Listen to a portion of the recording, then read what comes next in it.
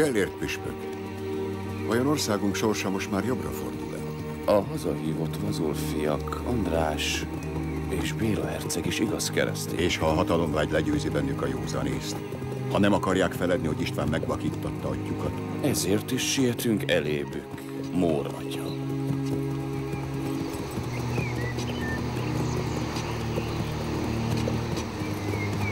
Lábunk alatt már a Duna örvénylik, püspök uram. Ha sikerül átkelnünk a túlsó partra, onnan Ott már... is veszélyes idők elé nézünk. A lázadók a sarkunkban vannak.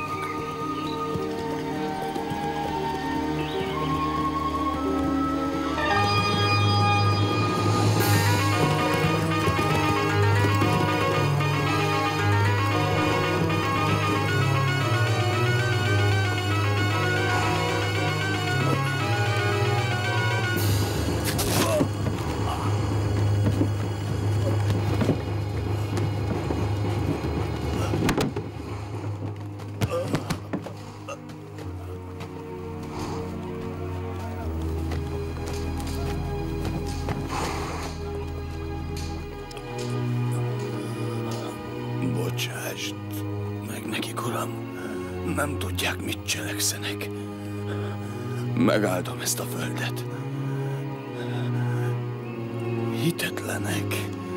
Nem tudják, mit cselekszenek, uram. Hiszen hitetlenek.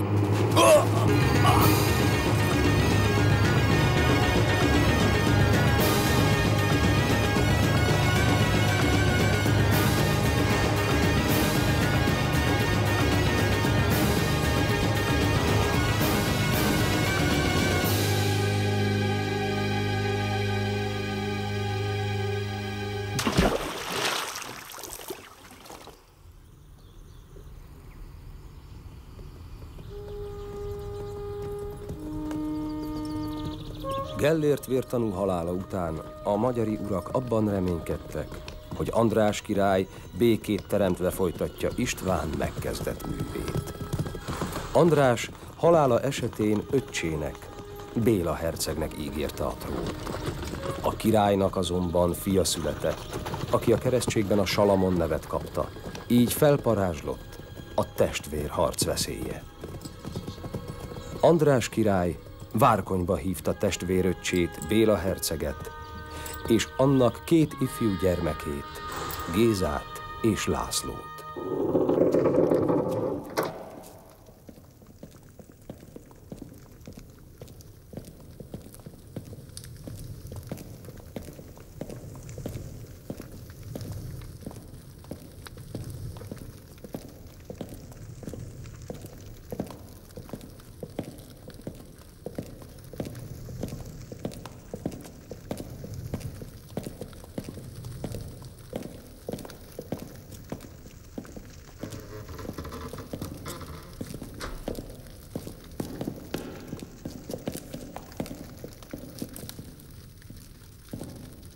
Uram, ha kedves az életed, válaszd a kardot.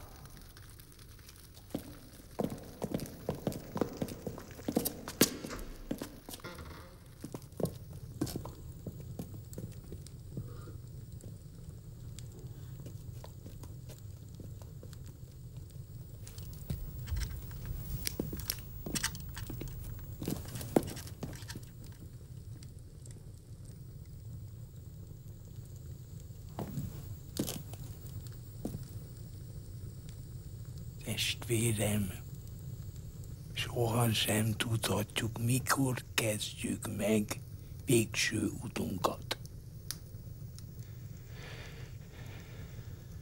Béla, gondoskodnom kell országom sorsáról. A királyságot halálom után te akarod, vedd a koronát. Ha megtartod magadat a hercegségben, a kard felé nyújj. Választásod szerint egyik a tiéd lesz. A másikat át kell engedned a fiamnak. Ez a végső akaratom. Válasz. A kardot választom. Legyen Salamon fiadé a korona.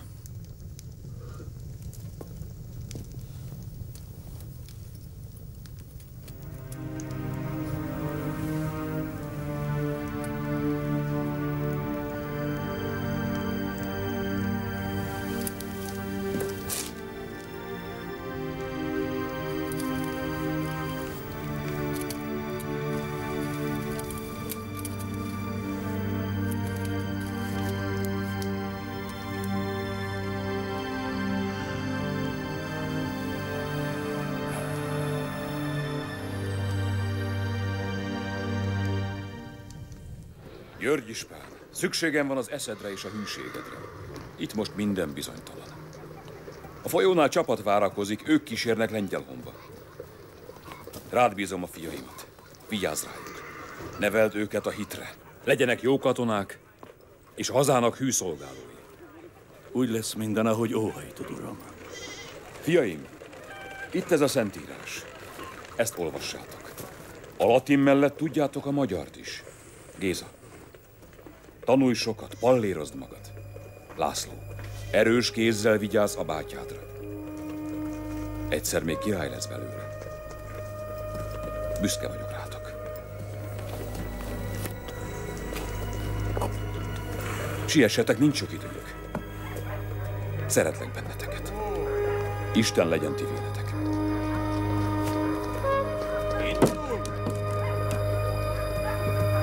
Jön! Yeah!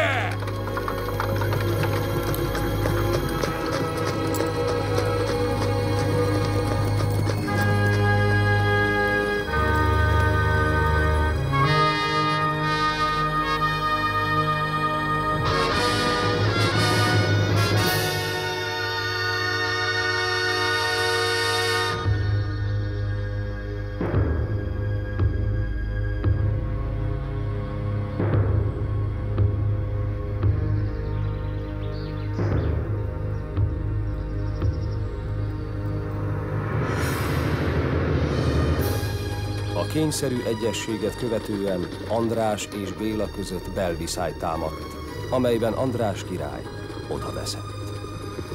Béla megszerezte a trónt, de rejtélyes körülmények között elpusztították őt is. Ekkor országrontó belháború kezdődött. Mór atya, akit még István király tett Pécs püspökévé, 1064 húsvétján városába hívta a három királyfit, a már megkoronázott Salamont, valamint Gézát és Lászlót, hogy örök békét fogadjanak egymásnak.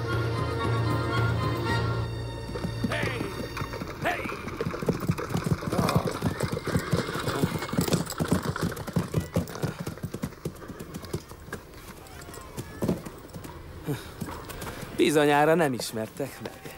De nem csodálkozom, hiszen olyan sok idő telt el, mióta nem találkoztunk. Előttem, jó urak, térdet szokás hajtani.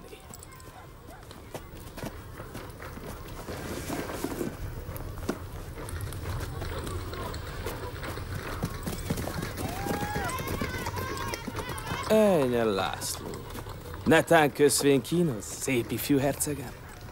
Király létedre becsülettel illenék fogadnod bennünket. Mi is királyfiai vagyunk, Salamonecsénk. Magasan hordod az orrod, László.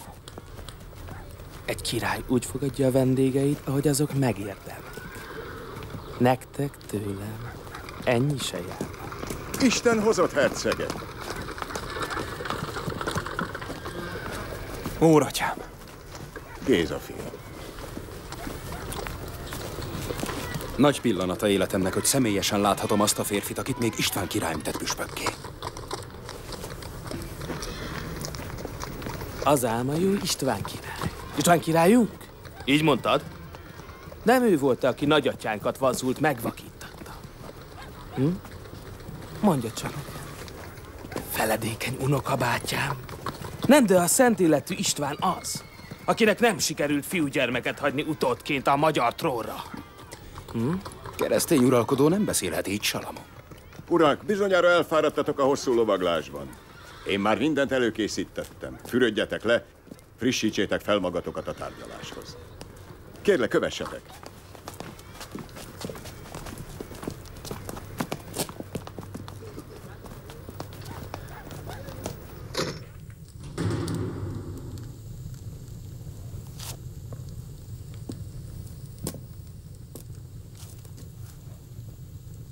Nem lesz ebből se szerződés, se béke. Kutya a farkasnak nem lehet barátja. Most mégis az lesz, koppány uram. A szerződést előre megírta nekik Móratyán. Szerződést? A hercegek nem felejtették el, hogy ígérete ellenére András király tagadta meg a koronát Bélától és tette a Salamon fejére, és apjuk Béla király rejtélyes halálát. Királyom, vajon feledhetik-e? Hát, ha nem a trón szakadott rá, hanem megfojtották. Nem csoda, ha meg sem álltak a hercegek Lengyelországig. A farkaskölykök. Na, halljam az igazat, jó rokonok. Mi szél hozott benneteket közénk? Csak nem a koronára fáj a fogatok? Mint megboldogult apátoknak? Előre megkérlek, apánkat mindig illő tisztelettel említsd. Segíteni jöttünk. Segíteni? Ti nekem segíteni? Vajon miért? Ha elfoglaltságod engedné, hogy az ország sorsára is figyelj, nem kérdeznél ilyeneket. Csehek garázdálkodnak felvidéken. Besenyők Erdélyben és Szerémségen. Bizánciak déli határainkon. Elfelejtitek, hogy nem vagyok már gyerek, aki segítségre szorulna. Apósom, a dicső Henrik német császár biztos ígéretét bírom. Nincs rátok szükségem. Lehet, hogy neked nincs, de országunknak van. Magunktól jöttünk. Jövetelünk kötelesség. Jöttötök kötelesség? Talán inkább elérkezettnek látjátok az időt, hogy megszerezzétek a koronámat. Atyánk megfogadta, hogy mindenáron megvédelmezi az országot. Akár utódai által is. Talán nem emlékszel?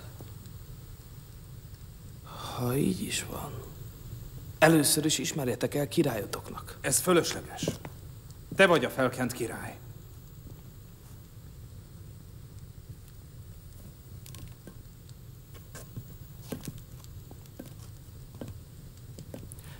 De ha fiam születik, ő lesz-e a magyarok királya? Elismeritek-e majd őt utódomnak? Mi a biztosítékom arra, hogy amit mondotok, komolyan is gondoljátok? Feleségem Judit királyné, a német császár lánya. Kedvesem, hadd mutassam be neked rokonainkat, és most már szövetségeseinket. Géza herceg és László herceg. Örvendek, hogy férjem és fivérei megtalálták az egymáshoz visszavezető utat. Gyarapítsátok közösen atyáitok birodalmát. Jelenlétetekkel gazdagodni fog a palota élete, ha kedvelitek a táncot és a szép lányok társaságát. Én már csak a feleségemmel, Zsófia hercegnővel maradok. És te, László? Neked is van asszonyod? Nekem még nincs feleségem. Szabad vagy, mint a madárka. Egy ilyen szép szánlegény. Csak úgy. Magában kószál a nagyvilágban. Bocsássatok meg, hogy zavarni merészelek, de rá kéne térnünk a szerződésre.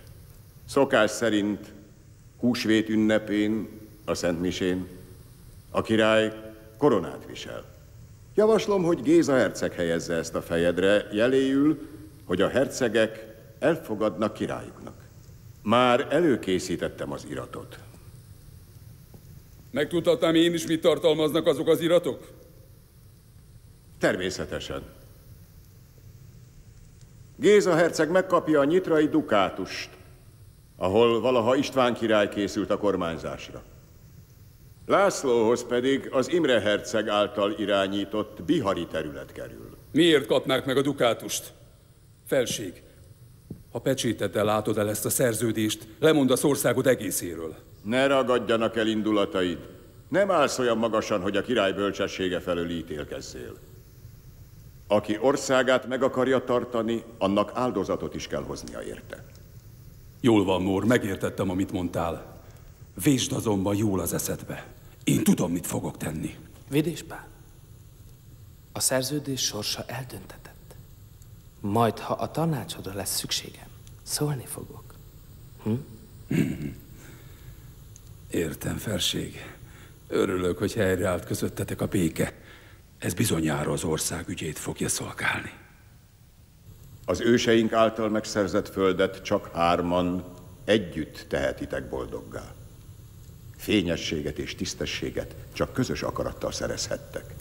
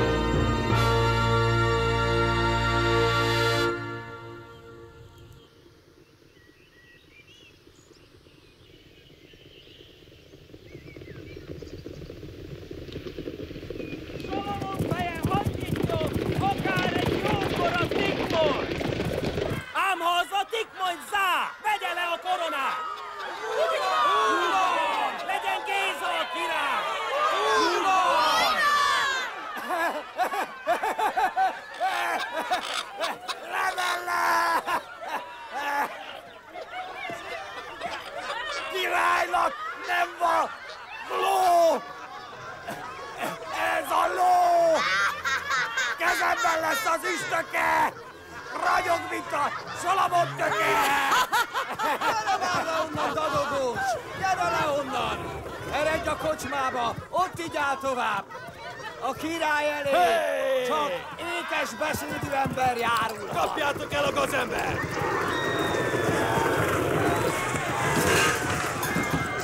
Tanuljátok meg, kutyák, hogy a király tisztelni kell!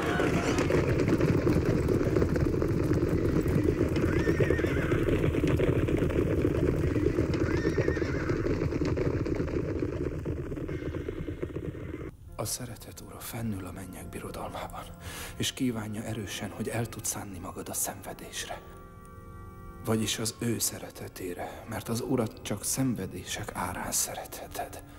Ha nem jutsz el a szenvedéshez, az mindörökké jóvá tehetetlen. Mivel ő a szeretet, azért szeretetből akarja, hogy beleegyezzél akaratába, és szeretetében szenved ő is. Ahogy csak a végtelen és mindenható szeretet képes a szenvedésre. Ember nem értheti meg, hogyan szenved ő, ha nem követed akaratát. Uram, vállalom a szenvedést, de segítsd, hogy feleségem meggyógyuljon, és 2 fiam egészségben serdüljön fel. Add, Uram, hogy így legyen. Egy vértanú remete önkínzó szerszáma volt a Nyitrai hegyekben. Megölték. Híven feljegyeztem róla mindent. Ezt az övet viselte a szögekkel? Ezt. A szögekkel. Hogy vezekeljen bűneiért. És én, atyám? Én hogyan vezekelhetnék a bűneimért? Valamennyien bűnösök vagyunk, Géza herceg. Csak nem mindegyformán. Atyám, tele vagyok fájdalommal és kétséggel. Apám Béla egy életen át küzdött, hogy visszaszerezze jogos örökségét, a koronát. Még Salamonnal is hajlandó lett volna kibékülni. És most én magam teszem az ő fejére azt. Bűnös vagyok, atyám. Nem, herceg. Áldozatot vállalsz. Segítségre van szükségem. A lelkemnek. Talán az öv. Ha ezzel vezekelnék.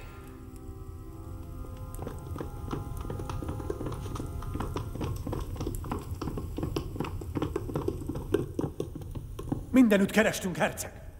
Aggódunk az életedért. Véd emberei betörtek a falumba. Parasztjaimat elüldözték. Ezeknek minden szabad. Hátuk megett ezzel a befolyásolható kamasz királlyal, meg azzal a német szajhájával. Isten házában vagy, fiam? Királynődről, királyodról beszélsz. Uralkodóidról. Apád annak idején a kardot választotta.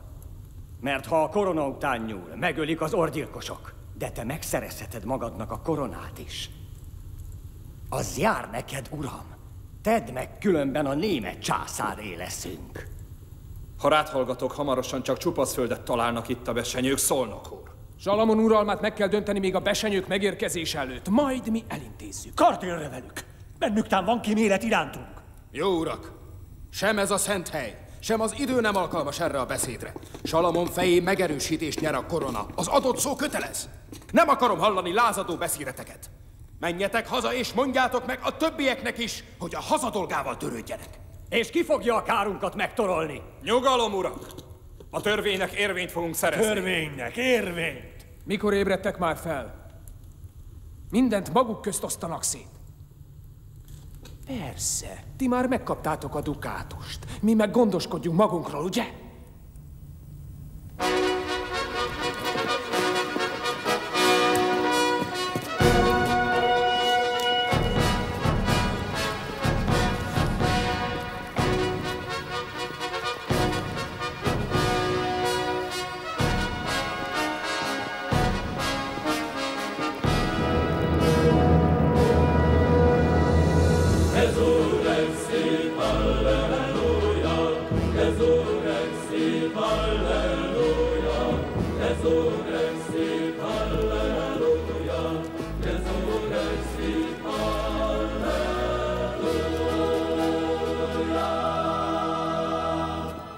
Potestas eius, potestas eterna venura oferitur,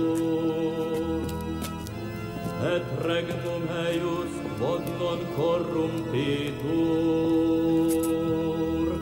Est Dominus grandum tuor, est Dominus grandum tuor.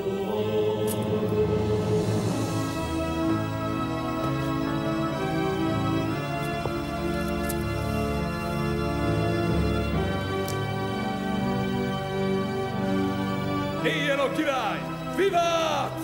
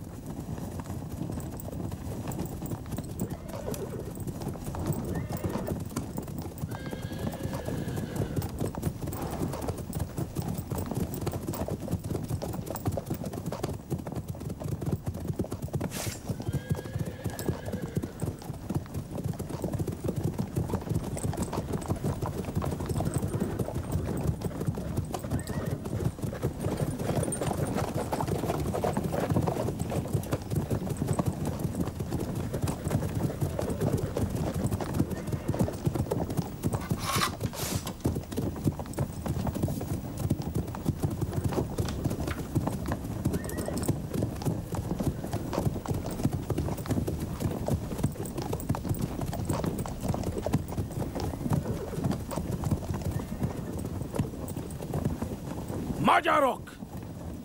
Tudnotok kell, hogy a besenyők országszerte támadnak. Nem elég egyetlen győzelem.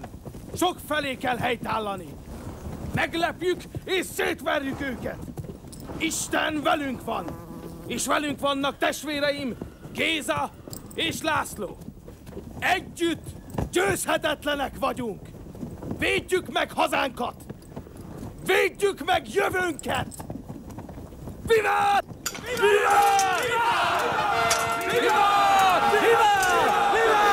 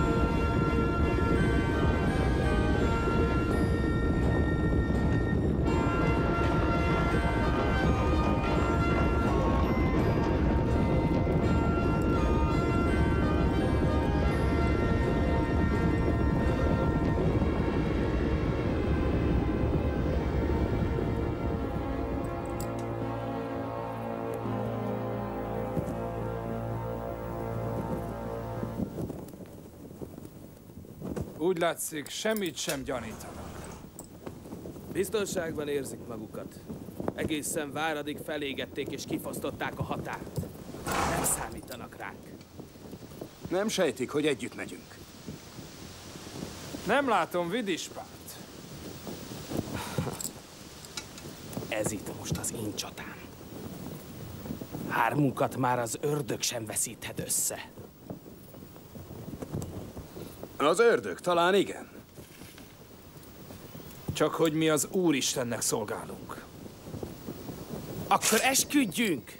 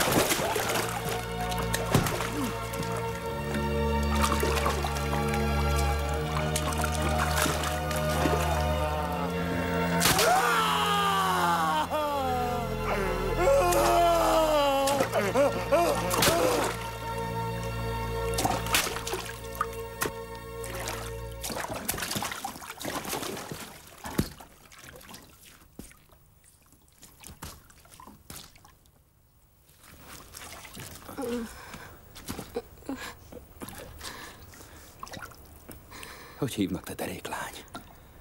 Virág. Virág.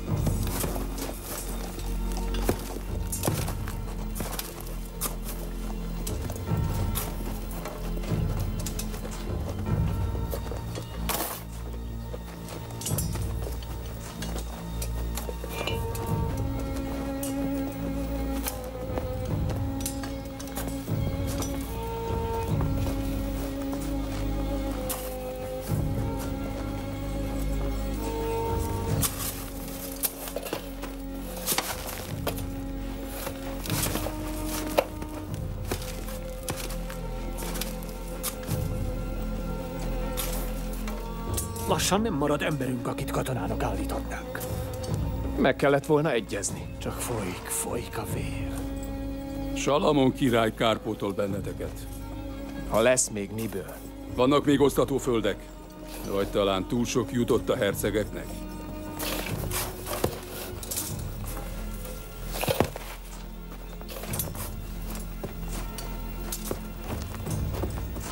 Ispán uram, támogatás kellene a királytól.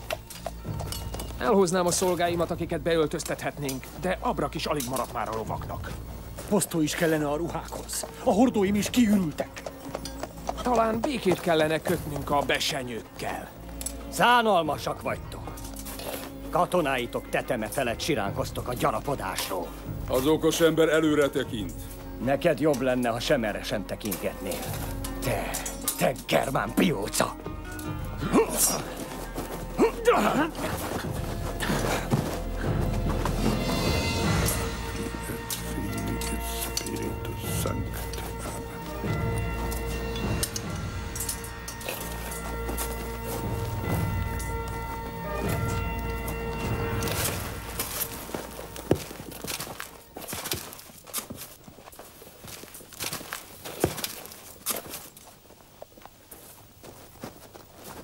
Sok a halottunk, Géza. Nagyon sok.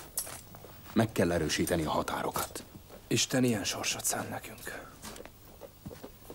Elegem van a vérontásból. Tárgyalnunk kell, szövetség kell. Te tudod az idegen beszédet. Ismered a gondolkodásukat. Egy Isten van mindannyiunk felett. Egy ítélet érvényes ránk. Imádkozni fogok, hogy a dolgok jóra forduljanak. Legyenek szabadok a szerémségben elfogott görög harcosok. Vissza kell vinned őket Bizáncba. Békességünk, jó szándékunk jeléül. A megbocsátás hatalmas erő. In nomine Patris et Filii et Spiritus Sancti. Ámen.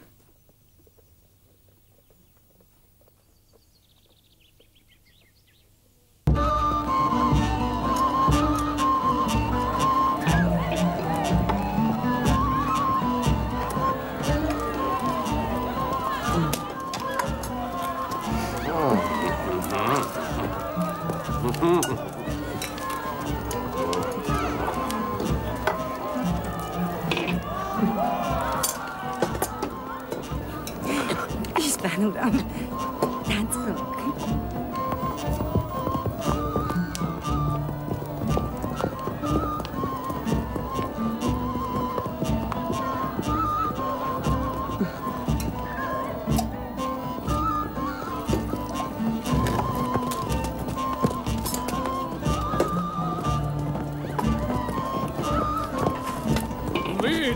Véd! Én a besenyőkön aratott győzelem! Én a bátor hős, Salamon király! Élet! Virág!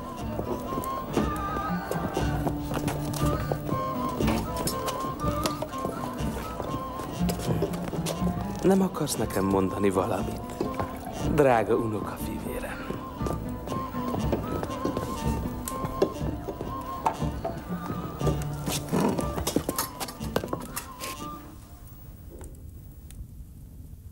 Apánk kardjával vívtunk. Apánk keze vezetett.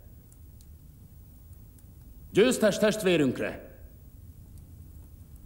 Íme az első kupa. Éljen a besenyők elleni harcunk hőse. Éljen Salamon király! Vivát! Vivát! Vivát! Vivát! Zenét!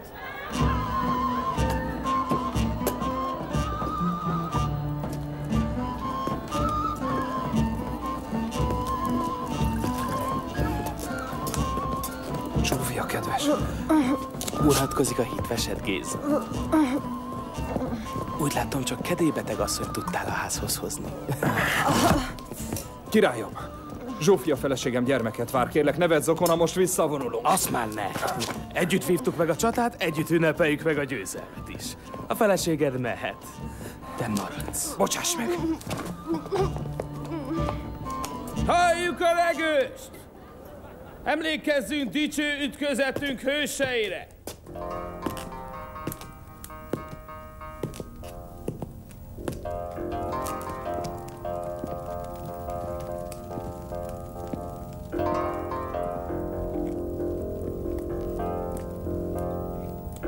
Virágszemből könny kicsordul, szörnyű világ lányra fordul. Lóra kapták, elrabolták, nem vigyázta senki sorsát. László herceg lova vágtat, rossz besenyő nyomdokába. Vele együtt angyal szállhat, boremészti égő fákat. László herceg épp eléri, súlyos csapás nyitja vérit. Kard villan a pogány kézben, vörös felhő fent az égen. László herceg szúrt sebével védi a lányt puszta kézzel. Szabadul nemzet virága, Besenyőre hullik átka. Kerlési domb szentelt napja, költ takarja öröm rajta. Zászló kerül dicső hantra, halottaink eltakarja. László herceg csatahőse, vágta fejét Besenyőnek. Mezőn termesz szép virágra, jel került a homlokára.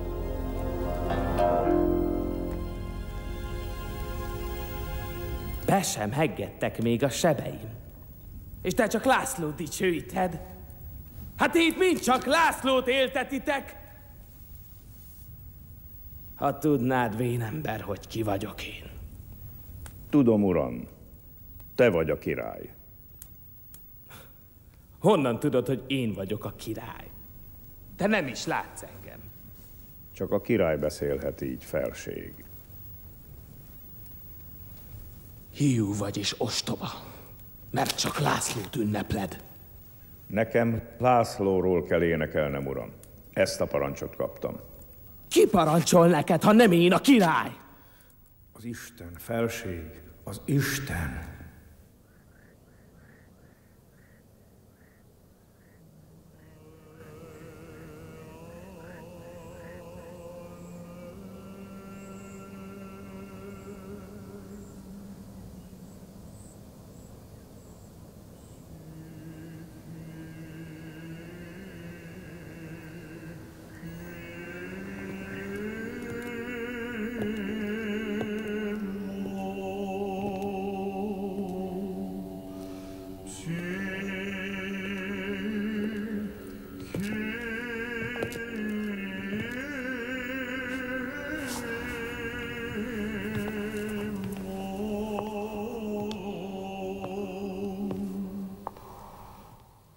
Ευλογημένος ο Θεός μας, νυν και αεί και στους αιώνες των αιώνων. Αμήν. Ελέησον και τη χώρα του Λαντισλάου, του υπηρέτη σου, λες αμαρτίας που επράθεσαν εκουσίας ή ακουσίας. Ευλόγησε του Λαντισλάου, ευλόγησε του δρόμου του. Στο όνομα του Πατρός, του Υιού και του Αγίου Πνεύματος. Αμήν.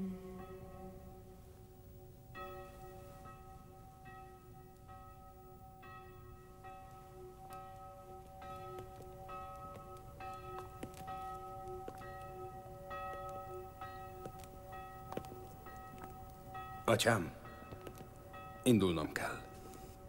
Hosszú az út a hegyeken át hazáig. Nagy a te erősséged, herceg. Géza bátyáddal jól döntöttél. Népünk sohasem felejti el, hogy visszahoztad fiainkat. Kard többé nem állhat közénk. Úgy legyen.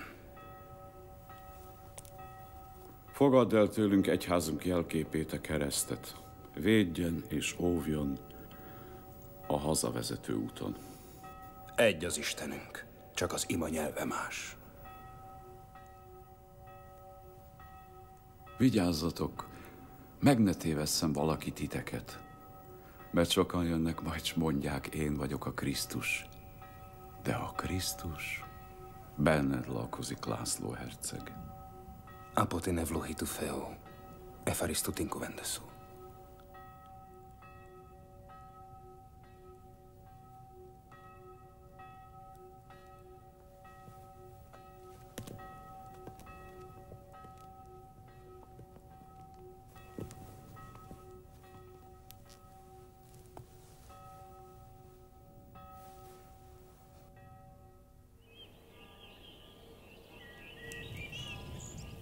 Uram, régóta kérlek, beszéljük meg közös ügyeinket.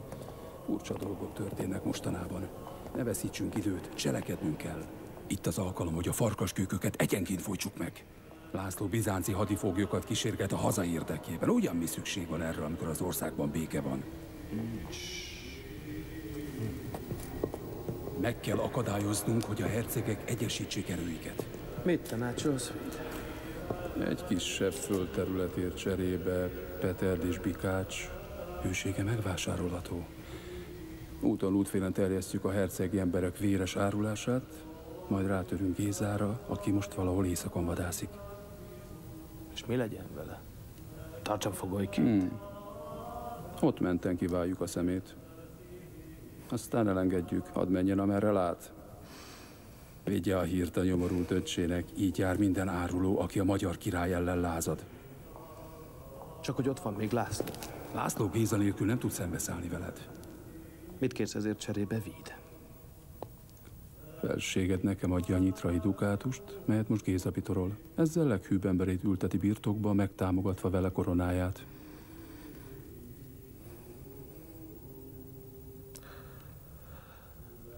Hát legyen, ahogy mondtad, Véd.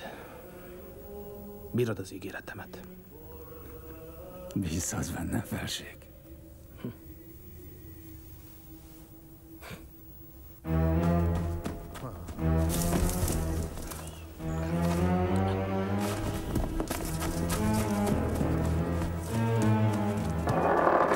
Gyorsan hozzátok a lovamat. Igyekezzetek. Gyerünk!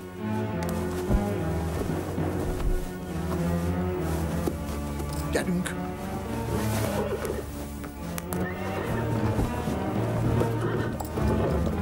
Senkinek egy szót se. Gyerünk már! Na!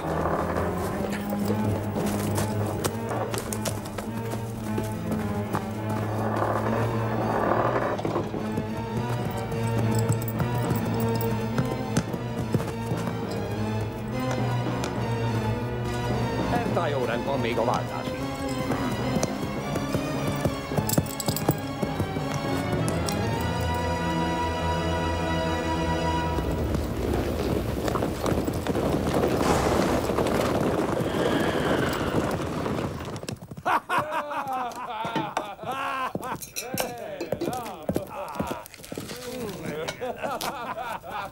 Szólnok, uram!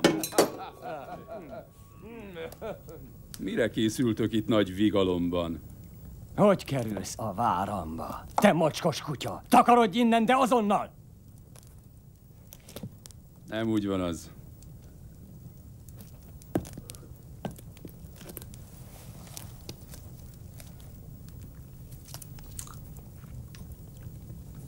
A király ispánjaként az árulók felkutatása és megbüntetése a dolgom.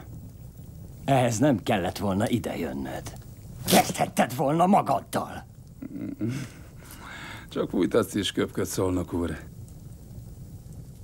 Emlékezhetsz, kértelek téged is, hogy egyezzünk meg. Hamarébb a síri férgekkel, mint te veled itt. Senkire se kegyelmezzetek! Öljétek meg mind!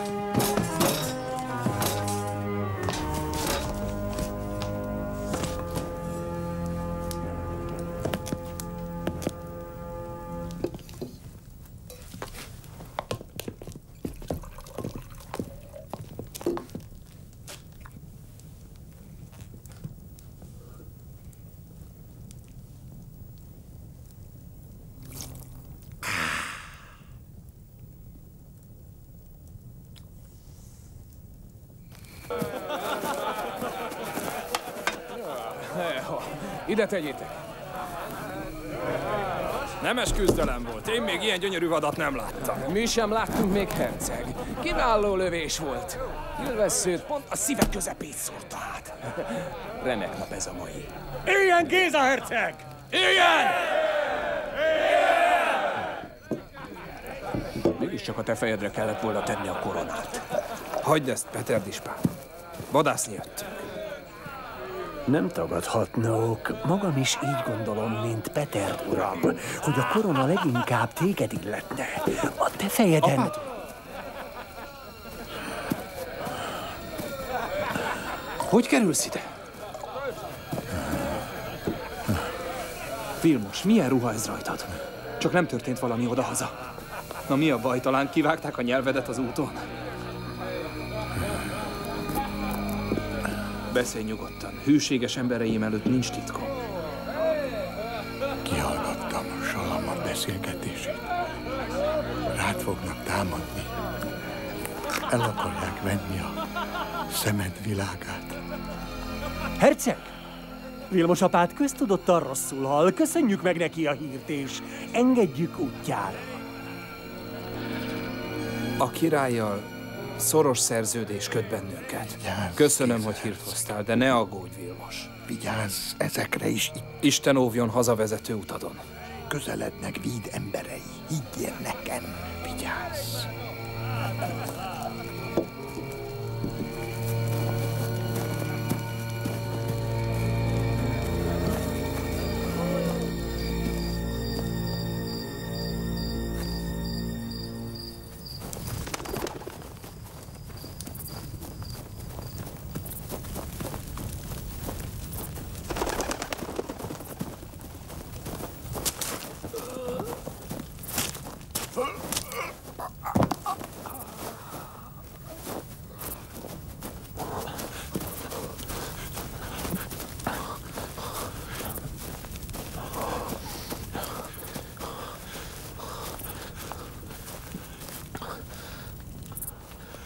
Légy óvatos, Vid. Itt járt Vilmos apát. Kihallgatta beszélgetéseket Salamonnal. Intézzetek el.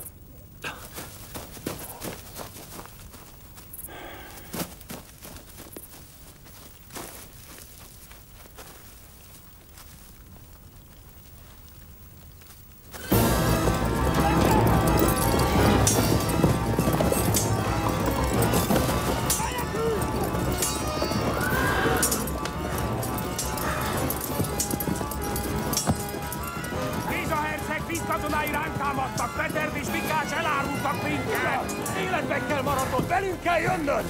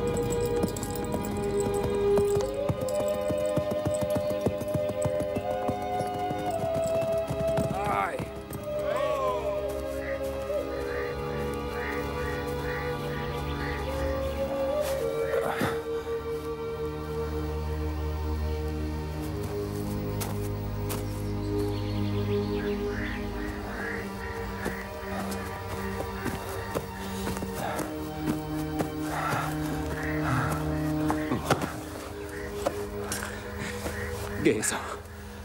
László. Hogy kerülsz te ide? Nehéz csapásokat mér ránk az Isten. Magunkra maradtunk. Mi történt veled? Te még ilyenkor is viseled a vezeklőövet?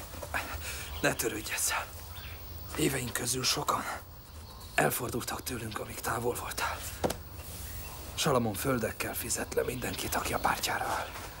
És mivel már nincs mit szétosztania ígérettel, a mi földjeink ígéretével, nem nyugszik, amíg élünk. Felégették táboromat. Megszégyenültem, menekültem ide hozzád, mint egy megkergetett kutya. Harcolni fogunk. Legyőzzük őket. Én békét akarok. Salamon a törvényes király, és emlékszel, hogy mi szövetséget kötöttünk vele. Támadása Isten büntetése, amiért engedtem a szívembe és a lelkembe férkőzni bűnös gondolatokat. A szerződést nem mi szedtük meg. Te magad mondtad, hogy nincs irgalom bennük, amíg el nem pusztítanak minket. A harcot nem mi kezdtük el, a harc már elkezdődött. Igen, de mi lesz ennek a vége? Győzelem. Te leszel a király. Új törvényeket hozol és biztosítod a békét. Nem akarok több harcot. Nem akarok több vért a koronáért.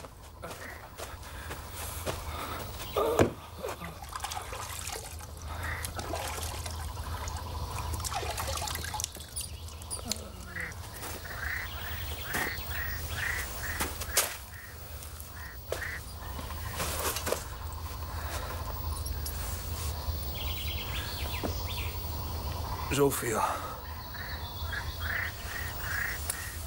Egy hónapja visszaadta tiszta lelkét a teremtőnek.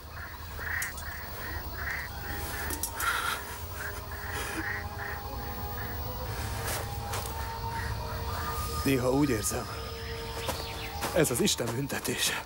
Ő nem akarja, hogy... Kevesebb kételkedésre van most szükség, bátyám. Atyánk kardot adott kezünkbe, kijelölte a dolgunkat. Az országot kell megvédenünk vele. De akkor a koronát nem az én fejemre tették, és ettől én szenvedek. Készülj a harcra! Küzdelem nélkül a türelem koronáját el nem nyerheted. Ha nem akarsz tűrni, akkor megkoronáztatni sem akarsz. Ha pedig a koronát kívánod, emberül küzdj és békével tűrj!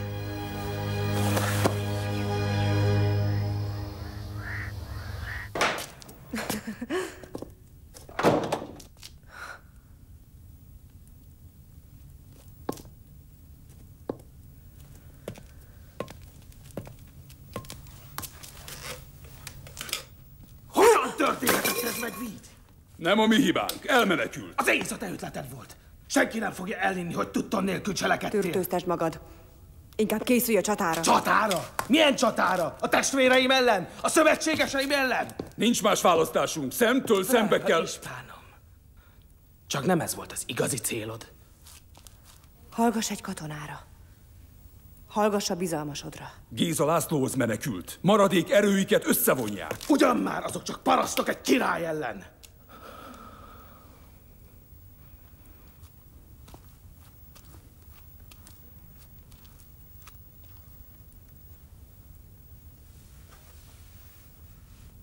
Tanítsd meg őket, hogy királyként tiszteljenek.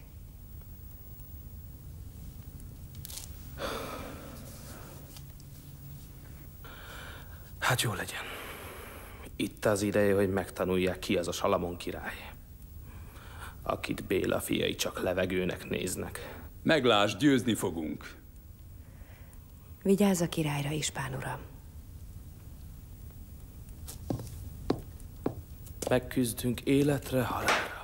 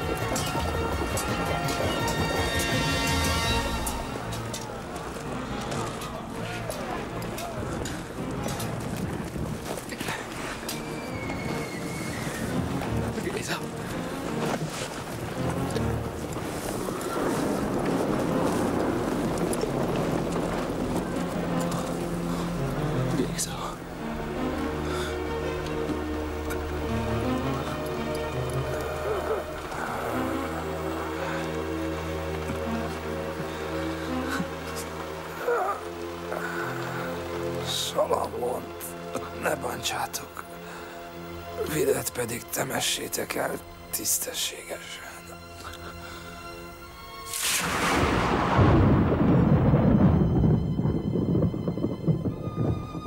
Látod, Géza?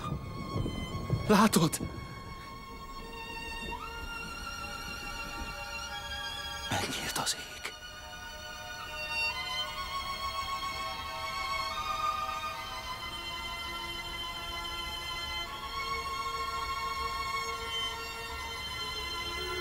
Az angyali korona. Íme a bizonyosság. Isten velünk van. Géza, a korona és az ország most már minket illet.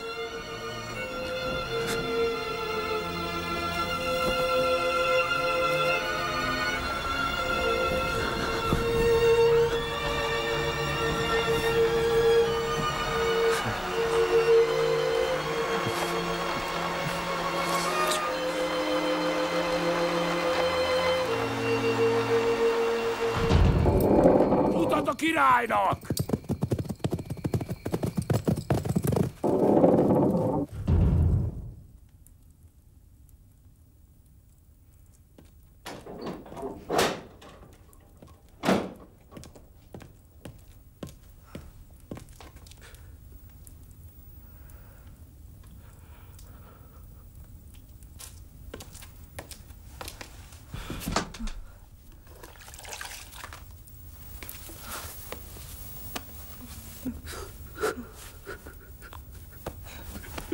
Vesztettem Judit. Vége. Mindennek vége. Mindenki oda vezet. Mind is meghalt. Ostoba suhanc! Ostoba suhanc. Ezt merészelet mondani egy királynak? Nem vagy te már király. Véd. Én Véd tanácsaira hallgattam. Neki meg gondolom, te súgtál. Volt elég alkalmad. Vagy tévednék? Ő legalább férfi volt.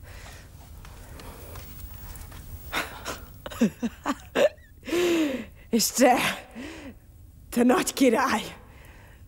Mihez kezdesz most? Üzenni fogok a császárnak.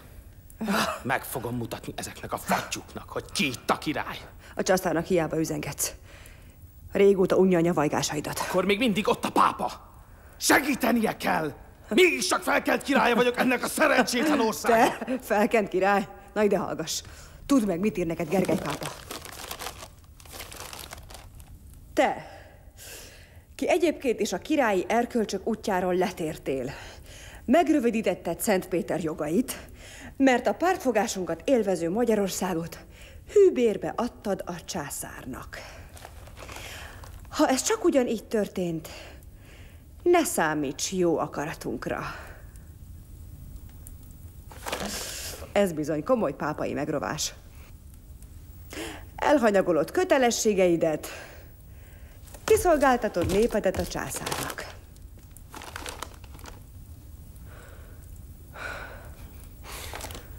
Akkor mégiscsak a császár marad. Mondtam már, a császárhoz nem mehetsz. Ő a pápa ellen harcol, nem érdeklik a te ügyeid. Okosabban tennéd, ha kibékülnél Gézával. Neki legalább vannak fiai. Te szajha! Miért nem inkább Lászlóhoz küldesz? Milyen igaz. Hatalmas. Gyönyörű. Talpig férfi. Ő biztos képes lesz utódokat nemzeni a hazának.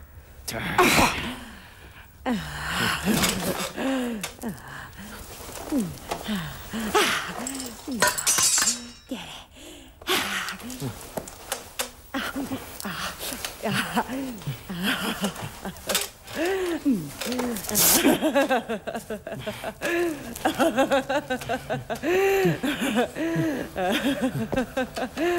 Még arra sem vagy képes, hogy egy nőt magadévá tégy.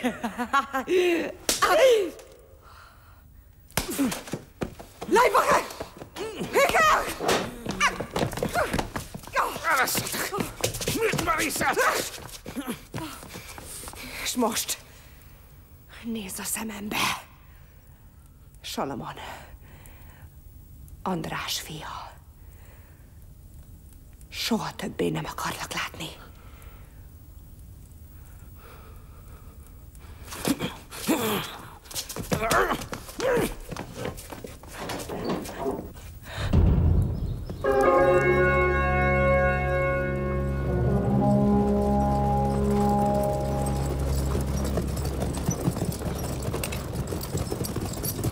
Állj!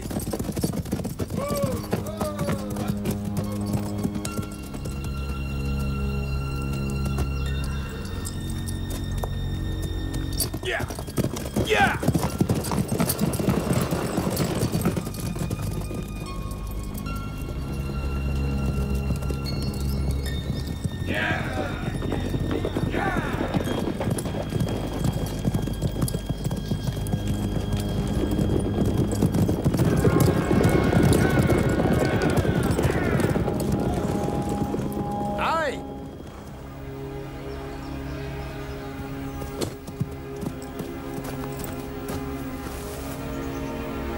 Adelheid, üdvözöllek hazámban, hercegnő. Jöttem, ahogy atyám és Isten rendelte. Hadnagy! Köszöntsétek jegyesemet, Rudolf német király lányát! Vivat! Vivat!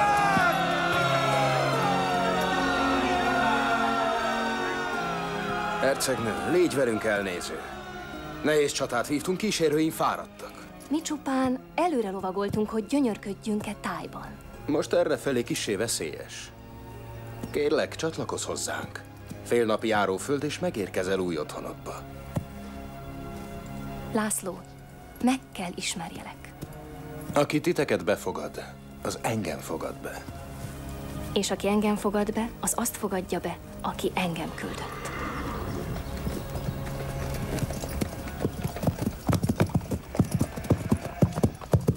Ó! László herceg uram, Peterd és Bikács maradék embereivel fosztogat és gyilkol!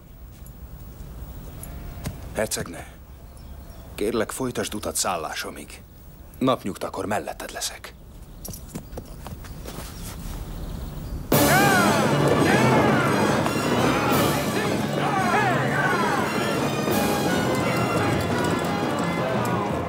Állj félre, pap!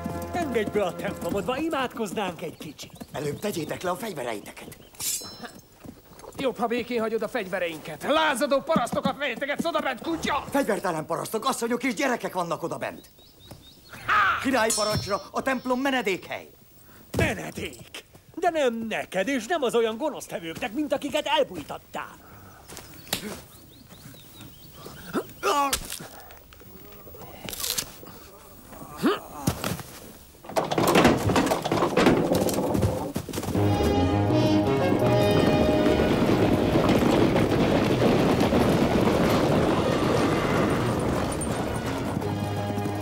Adjátok meg magatokat a törvény nevében! Sok gazságot követtetek el, de nem akarok több vérontást! Dobjátok el a kardjaitokat, és életben hagylak valamennyi őtöket! Kötözzétek meg őket!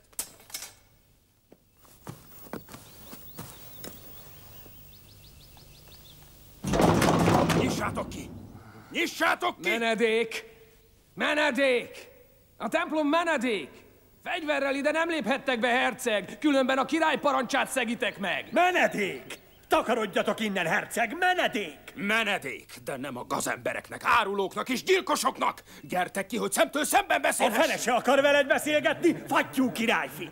Nem akarom a templom kövét beszennyezni a véretekkel. Nem is fogod! Mi okod lenne rá? Te vagy a jó ok arra, hogy a templomi mentesség törvényét megszegjem!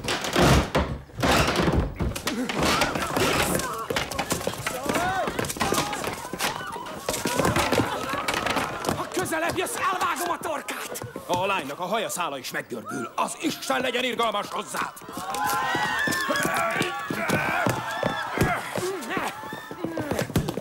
Bikács! Bikács!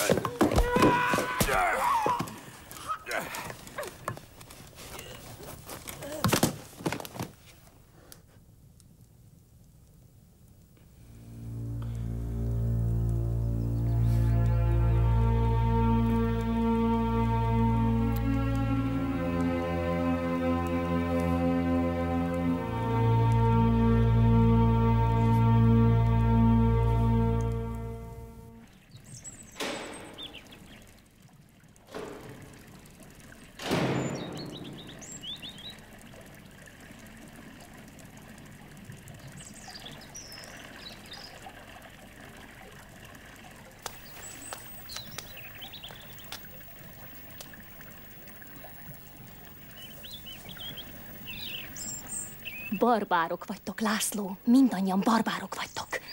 Vér csorog a szívetekből. Véres a ruhád. Véres a kezed. Igen. Véres. Ahogy a minden izzadságcsepp véres az országban. A hazugságtól és az árulástól. Kérlek, hagyd magamra. Imádkozni készültem. És? Benne van imáidban kettőnk sorsa. Herceg, megalkuttál atyámmal, feleséged leszek, a tulajdonod. Mit akarsz még? Ne keverd össze a vért, a mocskot a szerelmes szavakkal. Hallottam az erőszakról. Hallottam az öldöklésről. Csak azt a pillanatot keresem, amit egyszer már megtaláltunk. Megtalálod újra bármelyik porleánnyal. Tudom.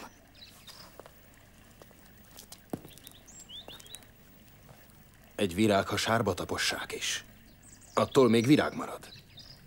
Mezőn termett. Minket gyarapít. Testünk, lelkünk, sorsunk része. Az én virágom te vagy. Szükségem van rád. Szavaink messzi tájakról érkeztek. És találkoztak. Felesleges játszanod a szerelmes ifjút. Katona vagy, aki betöri Isten házának ajtaját, és a templomban öl.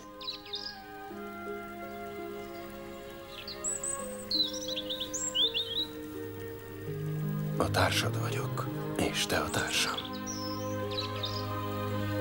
Szeretnék hinni neked. Szeretlek.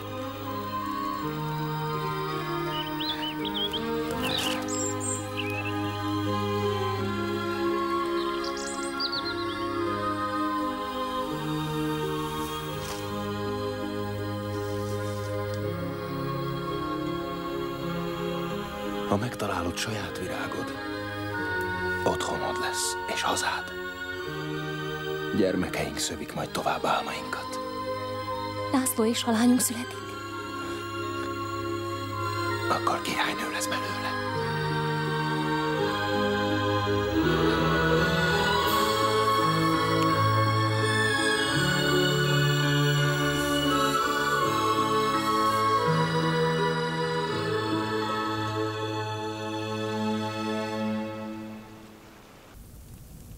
Kérlek titeket, atyám fiai, a mi Urunk Jézus Krisztus nevére, hogy mindnyájan egyként szóljatok, és ne legyenek köztetek szakadások, de legyetek teljesen egyek, ugyanazon értelemben és ugyanazon véleményben. Mondotta Pál apostol. Elég ebből, nádor uram. Az árulók itt vannak közöttünk, büntetlenül. Még nem fejeztem be. Én sem fejeztem be. Minek annyi székesegyház meg apátság nektek, papoknak? Miközben az országban éhínség és döghalál pusztít. Sürget az idő. Nézz körül. Ahány tanácsnok, annyi vélemény, indulat, előítélet, árulás. Hová lett törvényeink nyilvános tisztelete, mely enyhítene a viszályokon? A nemzet megosztott! Testvérharcok tizedelnek bennünket! A kis tolvajokat kopókkal üzeti a törvény, miközben a nemzet vagyonát idegen gazemberek kezére adják. Hát az ország urai! Tán mind arra tettek esküt, hogy a tolvajt rejtegessék és kíméljék. Hadd emlékeztesselek Róma válaszára. A pápa őszentsége örömmel fogadja a házasságot hírét. Adelheid, megszokott már nálunk? Nehezen viseli a hangos magyar urak társaságát. Érzékeny és tartózkodó. Bizakodom, hogy házasságom nem csak az én boldogságomat jelenti, hanem az országot is megbízható szövetséghez segíti. Ráadásul Géza új felesége, Szünadéli, a görög császári család tagja, erős köteléket jelent Bizánccal. Gergely pápa megvette Salamon királyt, mert kiszolgáltatta Magyarországot Henrik császárnak. Ha a pápának akarunk kedvezni, alkalmasabb királyt kell választanunk. Amit mondasz, árulás. Meg fogod érte kapni a fizetségedet tőlünk is. Tele vagyunk árulókkal! Éljen jó királyunk, Salamon! Uram, kint a bizánci küldöttség vár belépésre Dukász Mihály királyi felség Géza hercegnek küldött hála koronájával.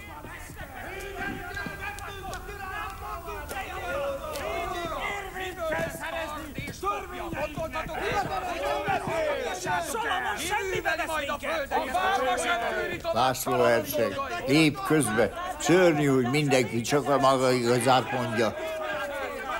De ebben a fejetlenségben a legfontosabb igazságok is hamisságos szülnek.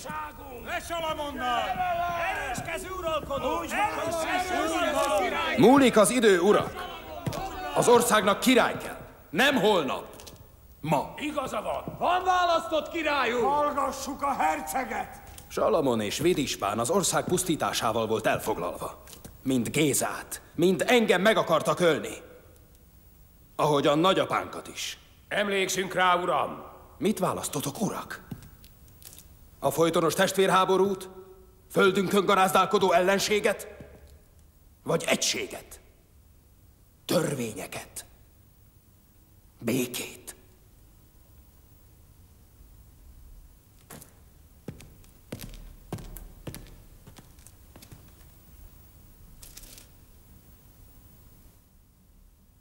A mi választásunk az ország egysége és a törvényeken nyugvó béke. Aki ezt biztosítani tudja, az Géza herceg. Válasszátok hát Gézát Magyarország királyává.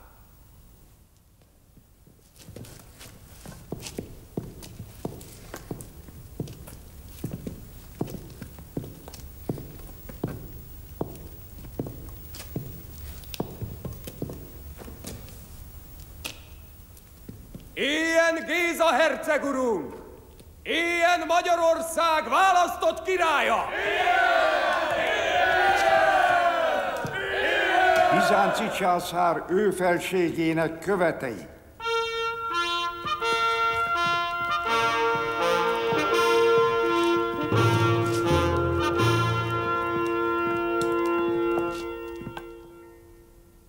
Ezt a koronát Dukász Mihály császári felségünk küldi köszönetképpen Géza hercegnek, aki feltétel nélkül bocsátotta szabadon görög foglyait, valamint annak emlékére, hogy Hieroteosz püspök templomokat épített, és legelőször görög papok hirdették nálatok a keresztény igét.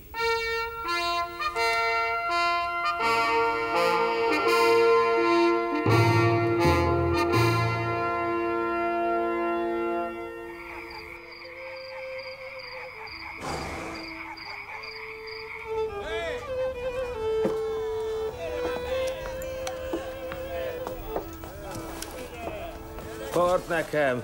Hozd nekem bort, te csaraszja! Eríts haza, amíg le nem gurítalak a lépcsőn. Részeg vagy! Tudod, kivel beszélsz, te hitvány cseléd? Én vagyok a magyarok királya. Haza!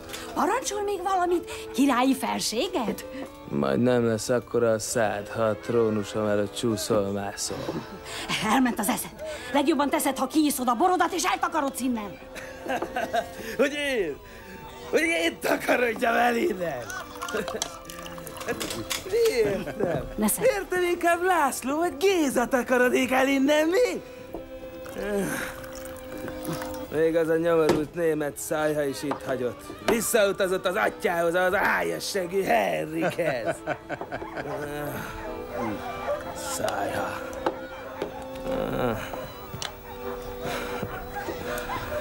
Még egy szerencsétlen utódot sem tudtam nemzelőnek a nyomorult országban. Majd én segítek, király. Bosszút fogok állni. Szörnyű bosszút a kedves rokonokon, mert én vagyok a király. Tartsd a szád, evatta barma! A királlyal gúnyolódsz! Ennél kevesebbért is akasztottak már embert! Még nem hozod a bajt. Inkább így. Így áll!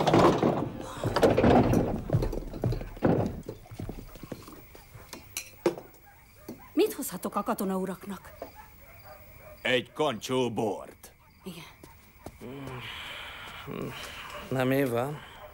Csak nem értem, jöttetek?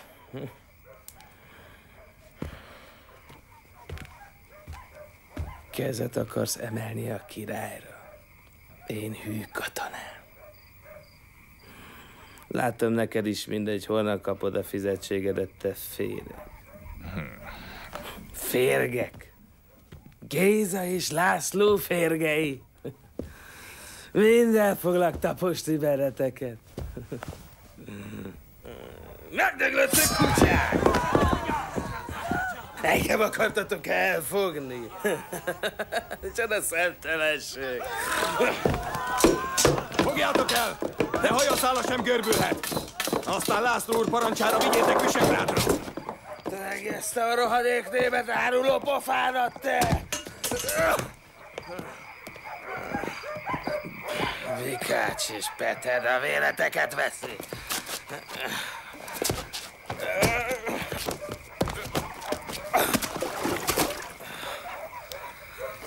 Élve teletetlek el titeket.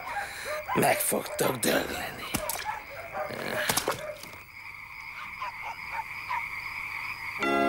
Gratia Domini sit tecum.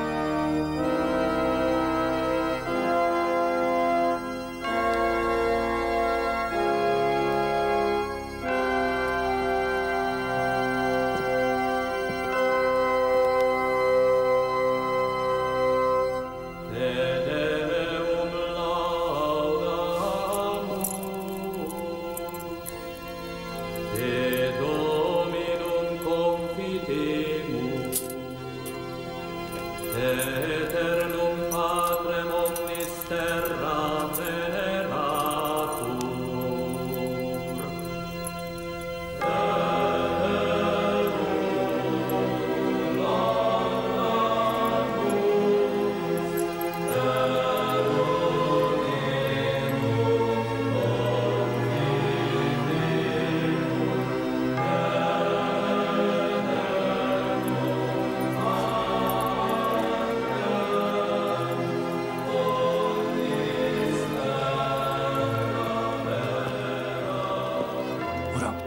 A hely és az alkalom, tudom, nem illendő, de tudnod kell, Géza nagyon beteg.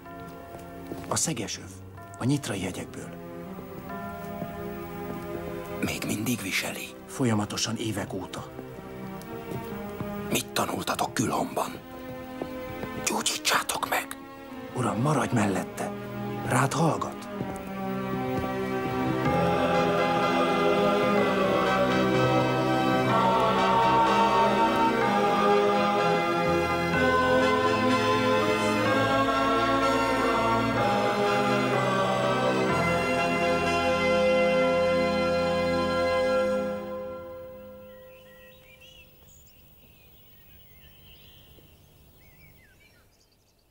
Megérkeztünk, Adelheid.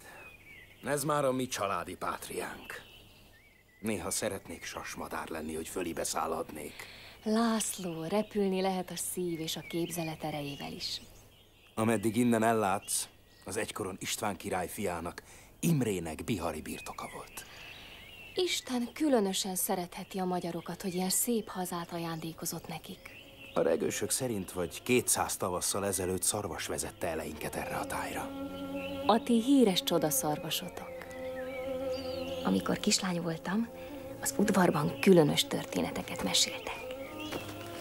Egy lovagról az a hír járta, hegyet vágott ketté pallosával, kardjával meg vizet fakasztott. Most itt járunk a kettévágott hegynél, itt csörgedezik a patak előttem, és itt van mellettem az a bizonyos lovag. Nem különös. Az udvari hírmondók kissé túlozhattak. A valóság azért más, mint az álom. Pedig a legendák a valóságban gyökereznek. A legenda olyan, mint a hit. Erősít minket.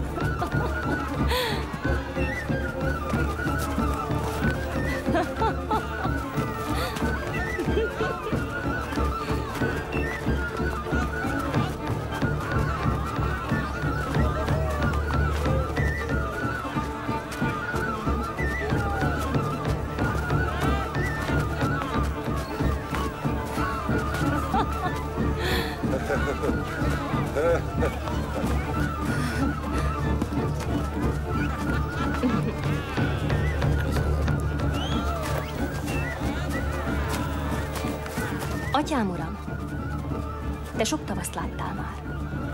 Mondd csak, mi lesz azzal, akit a lányok táncba hívnak pünkösd ünnepén? Nagy udvarria.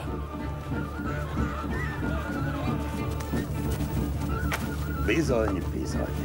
Cserhalom óta minden igric róla énekel.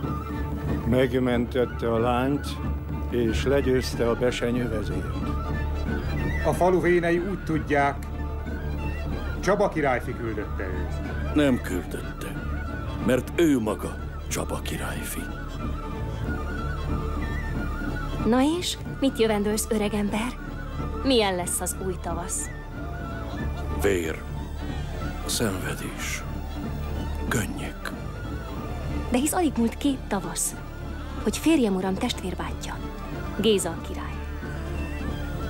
Géza meg fog halni. Állj!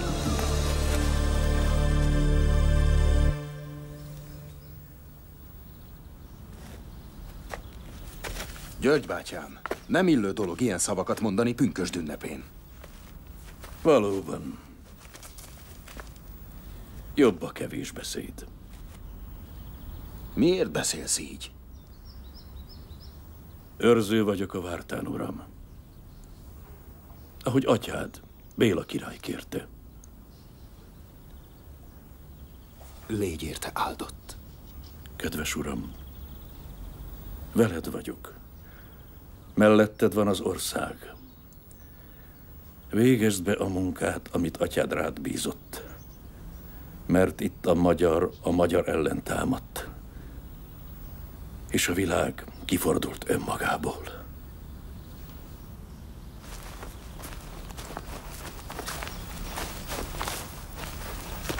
Herceg, Géza urunktól érkeztem. Bátyád, a király látni kíván.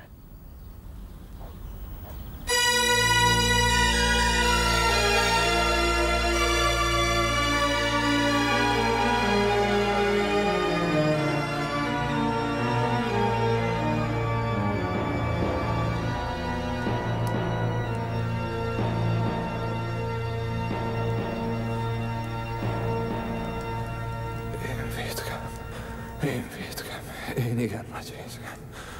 Uram, vétkeztem, amikor átengedtem a koronát Salamonnak. Noha tudtam, hogy vérbe borítja az országot. Vétkeztem, amikor elvettem Salamon királytól a koronát. Mert én tettem azt a törvény nevében a fejére. Nem akarom elvenni Salamon szemevilágát. Nem fogok fülébe olmot önteni. Én tiszta kezű király akarok lenni, de a világ nem engedi. László fog a helyemre állni, akit a trombitorló bűnössége nem kísért. Én békét akarok.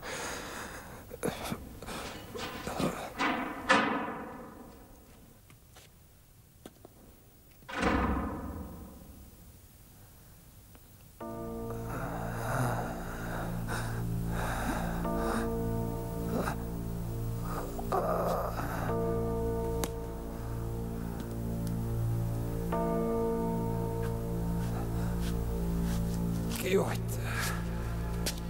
Ki vagy? Gyere elő, hadd lássalak. László. László, te vagy?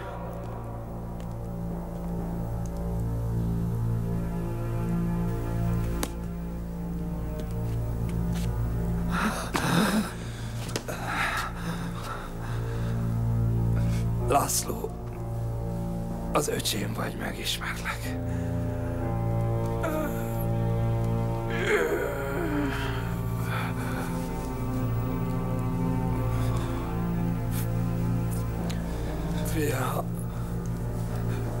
Fiaimnak te légy atyámja. Álmost fegyverforgatásra szántam. Kálmán soha ne gyötörd. Gyönge a teste. Akár az enyém. Legyen pap. Pap legyen belőle. Milyen boldog lettem volna én is. Neveld őket úgy, mint a sajátjaidat. Úgy fogom őket nevelni, mintha tulajdonfiaim lennének.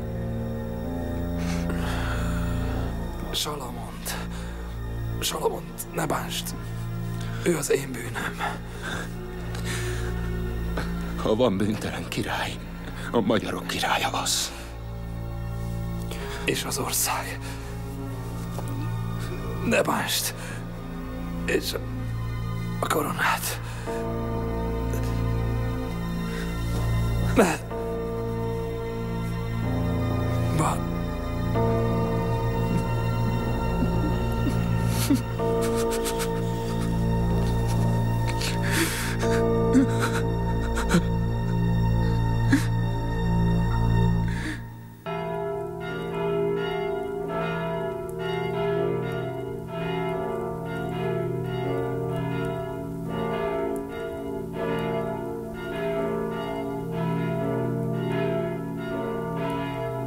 Uram, hozzád könyörgök, segíts méltatlan gyermekednek. Lelkem megerősítésére van szükségem. Hogyan érdemelhetném ki megbecsülésedet? Fájdalmamban tanácstalan vagyok. A szunnyadó ördög feléledhet és bajba sodor minket. Te lelkembe látsz, tudod, nem kívánom a hatalmat. De mondd, merre menjek, árva gyermeket, könyörök, segíts! Testvéremet elvesztettem, bajban vagyok, nem látom az utat. Adj erőt, adj bizalmat, adj bíztatást.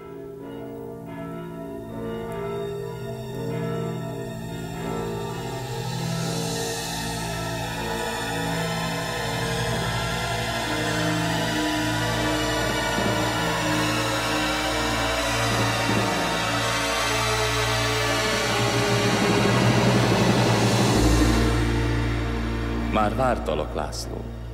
Az áldás Istentől sugárzik ki. Az ő szeretete folytán teszünk minden jót.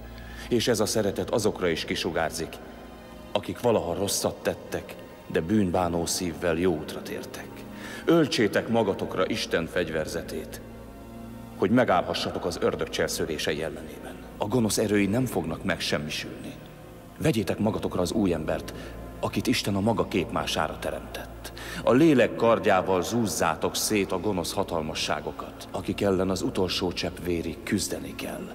Magatokra öltve Krisztust, így nyerhetitek el az örök üdvösséget. Hozzám beszélsz, uram? Vagy csak magadban elmélkedsz? Hallgass a neked üzenő erőkre. Ilyen erő a múlt. A múlt mérhetetlen tárháza a kérdéseknek és válaszoknak. A világban tévegő embernek a múlt üzen. Gondolj elődeid nagy tetteire, lebegjen szemed előtt atyáink választása. Figyelj a pillanatra, amikor döntened kell. Légy készen, ha szólít az idő. Egyszerre kell rontanod a gonoszt és építened a jók számára a menedéket. Az országnak király kell, aki tudja, mi a szeretet, de büntet is. Miért mondod ezt nekem? Ezt a földet Álmos és Árpád hódította meg. Istvánnak volt bátorsága a magyar ugarba vetni a kereszténység magvait. Tiszteld őt szentként, és így tisztelje az egész ország. Árpád óta te vagy az első fejedelem, akit az egész nép elfogad. Isten téged rendelt arra, hogy végre megbékéltesd ezt az országot.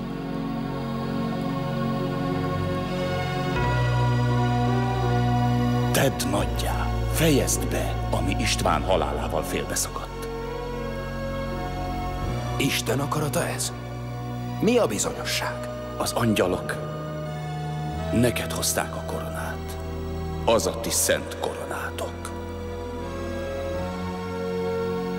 Próféta vagy te? Csak Isten szolgája vagyok, mint magad is.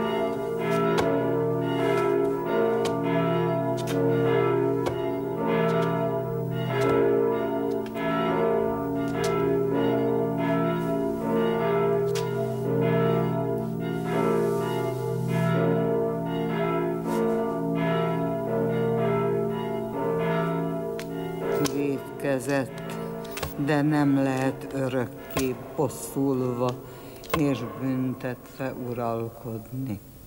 El kell engedned őt.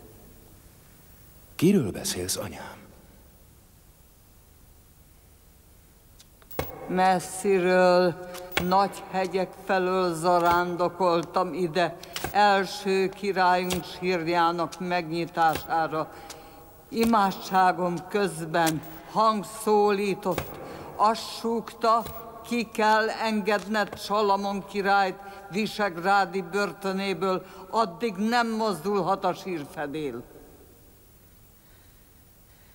Téged az ég kiválasztott, a kiválasztottaké az igazság és a jövő.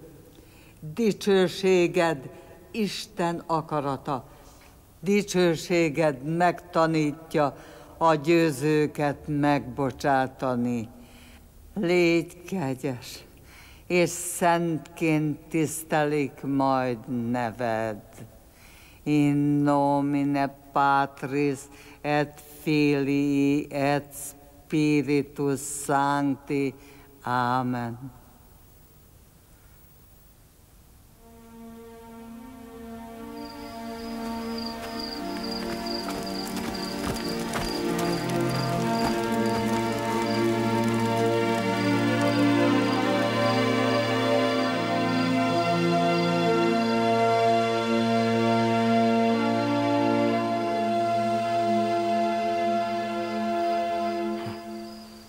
A győztes rokon hol jönnek át?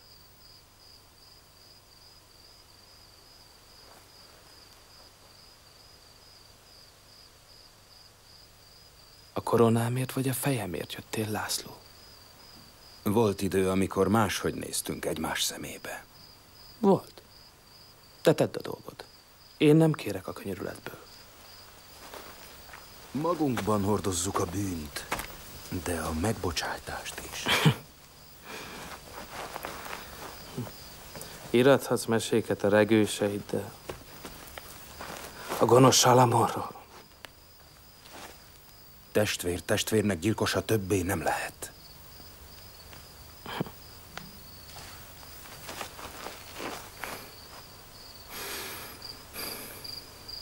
Nincs többé harag a szívemben. Mit akarsz tőlem? Én nem várom már az életet.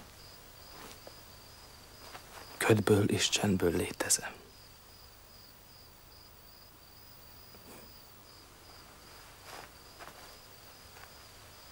Szabad vagy. Ez Isten akarata.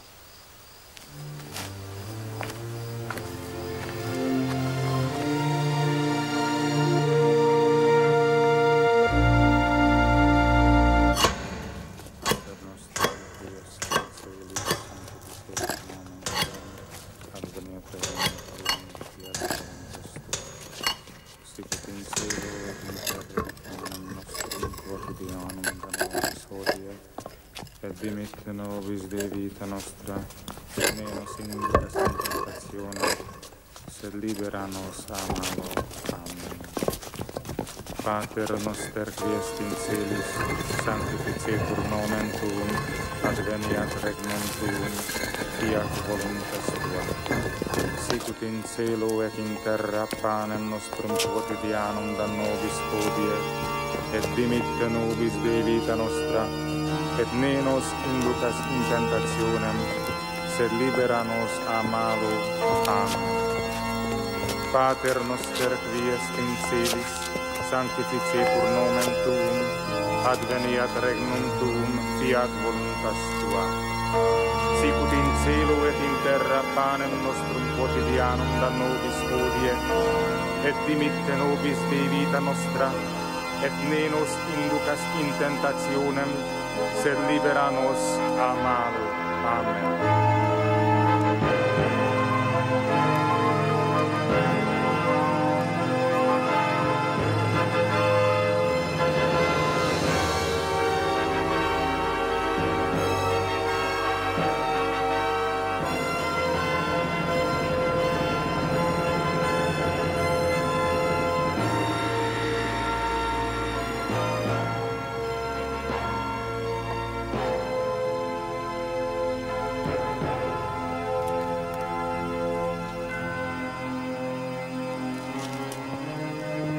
Nem csak a földön birtokolható hazát, hanem az égi birodalmat kívánom kiérdemelni, szívem minden vágyával.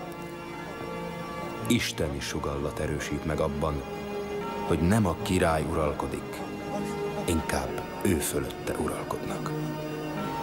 Folytatom szent életű testvérem Géza megkezdett munkáját. Visszatérek országalapító királyunk nagy művéhez, s lelkiekben megerősödve elrendelem a szent jobb oltárra emelését, István király szentté avatását. A pápa őszentsége előtt térdet hajtva kérem, kerüljön neved az egyház szentjei közé. Szentként tisztellek, és tisztel majd évszázadokon át egész néped. Segíts, hogy végighaladhassak azon az úton, amely népemet a nagy nemzetek sorába emeli.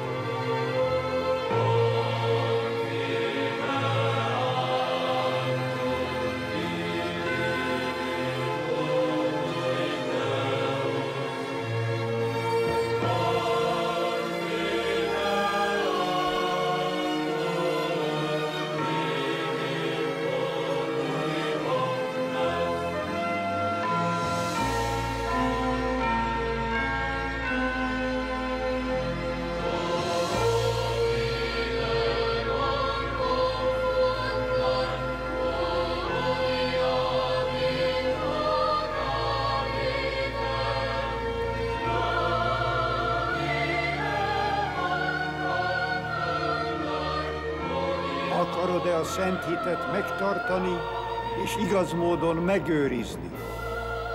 Akarom.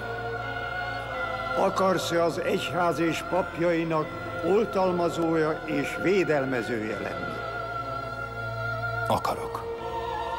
Akarod-e az országot atyáid igazsága szerint kormányozni és védelmezni? Akarom. Úgy legyen. Ámen.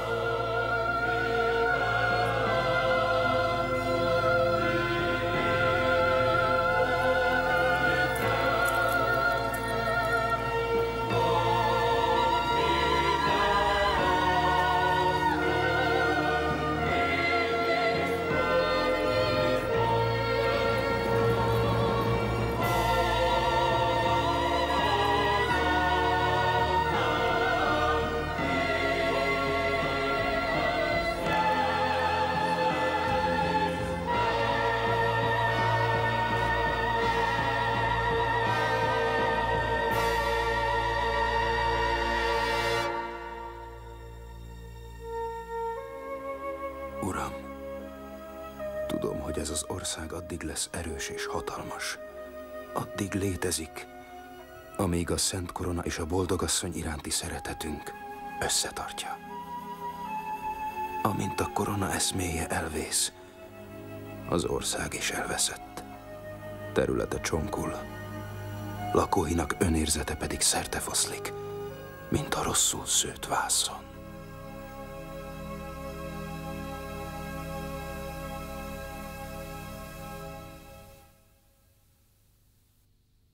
Nincs szó, nincs jel, nincs rajzolt virág, nem szállhat az égen szárnya tört madár. Nincs jó, ami jó, nincs már, aki felel, nincs hely, ahova visszatér, ki útra indul el. Hol az arc, hol a kéz, aki ért, s csak azért, hol a tér, ahol a fény hozzád még elér. Kell te legyél, ki nap lesz éj után, te légy, aki megtalál egy régi balladát. Ki szívét osztja szét, ő lesz a remény. Ki szívét osztja szét, az élet csak övé. Ki szívét osztja szét, követik merre jár. Hegyeken és tengereken túl értik majd szavát. Így légy te a jel, ki új útra talál, ki elmeséli valamikor egy lázas éjszakán.